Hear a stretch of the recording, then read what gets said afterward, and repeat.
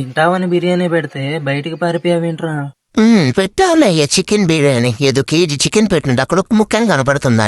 దీన్నేమంటారా? Chicken piece అనరా? చూసుకో, వాసన చూసుకో బాగా. చికెన్ పీసేరా అన్నయ్య? అంతగా చూసుకోలేదురా. ఈ ఒక్కసారి క్షమించేరా, చిన్నపిల్లోనే కదా. పెట్టవా? సరే, నువ్వు పెట్టవుగా, నేను ఇక్కడే కూర్చుంటా. 2 minutesలో నేను ఇక్కడ స్విమ్మింగ్ పూల్ క్రియేట్ చేస్తాను. నీకు ఈత కూడా రాదురా అన్నయ్య, చూసుకోరా మరి నువ్వే. అబ్బా, ఏంటి వీడు ఎన్ని చెప్పినా గానీ మనకు అసలు బిర్యానీ పెట్టేలాలేడే. ఏం చెయ్యాలి వీడిని? అదిగో మళ్ళీ చికెన్ ముక్క చూపిస్తున్నాడు. ఏంట్రా నువ్వు ఇష్టమైంది ఎదురు పెట్టి నువ్వు తినలేకుండా?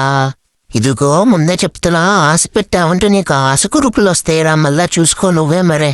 అయినా నేనేం తప్పు చేశానని? నేనేమన్నా మర్డర్ చేశానా లేకపోతే దొంగతనం చేశానా? ఏదో తలుపులు తీసుకునే ఫ్రెండ్స్ కనపడ్డారు, వెళ్ళి మాట్లాడొచ్చేద్దాంలే అనుకున్నాను. నువ్వు ఇంత పనిష్మెంట్ ఇవ్వాలా నాకు? ఇంత చిన్న తప్పుకి చెప్పు. ఇవన్నీ కాదురా అసలు. ముందు నాకు చికెన్ బిర్యానీ పెడతావా పెట్టవా? లేకపోతే నీ మీ డాడీ కంప్లైంట్ చేయనా?